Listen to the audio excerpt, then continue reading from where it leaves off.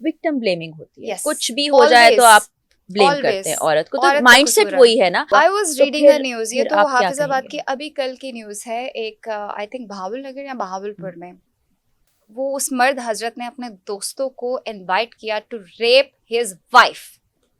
اچھا آپ کو لگتا ہے کہ اب جو جنریشن آ رہی ہے, کیونکہ ہم نئی جنریشن کی بات کر رہے ہیں, یا اپنی لائک اگر میں اپنی جنریشن کی بات کروں تو اس میں جو مرد حضرات ہیں وہ سم ہاؤ فلیکسیبل ہو چکے ہیں, وہ ان چیزوں کو اڈاپٹ کر رہے ہیں. بیکاز اگر ہم اپنے والدین کے دور کی بات کریں, ہم سے جو پچھلی جنریشن تھی, اس میں تو سوال ہی پیدا نہیں نہ ہوتا کہ عورت جو ہے اگر وہ سم ہاؤ اپنے پہلے گھر میں کر بھی رہی تھی تو وہ شادی کے بعد اس نے اپنی جابس جو ہے وہ کوئٹ کی ہیں. لیکن اب آپ کو لگ رہا ہے کہ سوسائٹی میں یہ چینج تو شاید آ گیا ہے کہ آج کا مرد جو ہے وہ ایکسیپٹ کر رہا ہے, لیکن اسٹل وہ کنٹرولنگ ہے. تعداد بڑی ہے لیکن ابھی بھی اتنی نہیں ہے. ہم میجر سٹیز کی بات کریں, اگر لاہور, کراچی, اسلام آباد, فیصل آباد, ایسے جو تھوڑے آپ سمجھیں کہ ترقی کی طرف گامزن ہے شہر, وہاں پر تو یہ تعداد زیادہ ہے.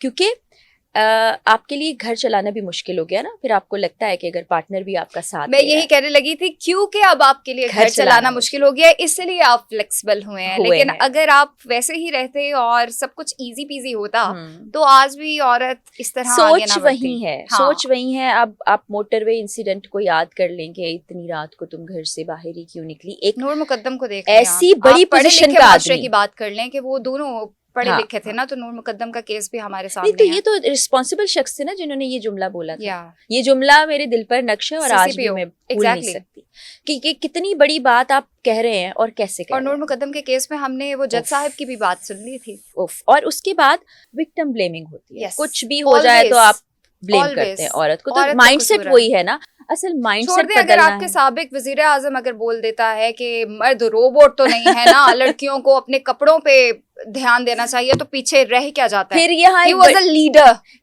اب نا ایک بہت بڑی ڈیبیٹ شروع ہو جائے گی یہاں پر. آپ پھر جو کم عمر بچیوں کے ساتھ جو کچھ ہو رہا ہوتا ہے, میں وہ لفظ بھی استعمال نہیں کرنا چاہوں گی, بڑا ٹریگر پوائنٹ ہے. قبر میں بھی وہ محفوظ نہیں ہے. اب وہ واقعہ بھی حافظ آباد میں جو ہوا ہے, جہاں پر اپنے شوہر محرم کے ساتھ وہ جا رہی تھی, دن کا وقت تھا جو ہوا. I was reading a news, یہ تو حافظ آباد کی ابھی کل کی نیوز ہے. ایک آئی تھنک بہاول نگر یا بہاول پور میں وہ اس مرد حضرت نے اپنے دوستوں کو انوائٹ کیا ٹو ریپ ہز وائف. یہ ہو رہا ہے اس سوسائٹی میں. اب اس کو آپ کیا نام دیں گے؟ پھر یہاں پر رولز اینڈ ریگولیشنز کا آنا بہت ضروری ہے. پھر میں یہ ضرور چاہوں گی کہ ہمارے علماء, مفتی صاحبان خواتین کے حقوق پر بھی بات. وہ کیسے کریں گے؟ I am really sorry I am quoting this, لیکن مولانا فضل الرحمان کی ابھی 2 دن پہلے جو انہوں نے جلسہ کیا, اس میں کہا ہے کہ ہم اس کے اگینسٹ ہیں. جی 18 سال کی لڑکی یا لڑکے کا جو نکاح ہمارے سم ہاؤ رول بن گیا ہے پاکستان میں, وہ کہہ رہے ہیں یہ رول ہی خلاف ہے, یہ تو شریعت کے اگینسٹ ہے. وہ تو پھر شریعہ کونسل موجود ہے, اور ایسے اجتہاد کا سن رکھا ہوگا آپ تمام لوگوں نے کہ آپ غور و فکر کر کے جو وقت چل رہا ہے اس کے مطابق قوانین لا سکتے ہیں. شرعی قوانین, اجتہاد کی گنجائش موجود ہے.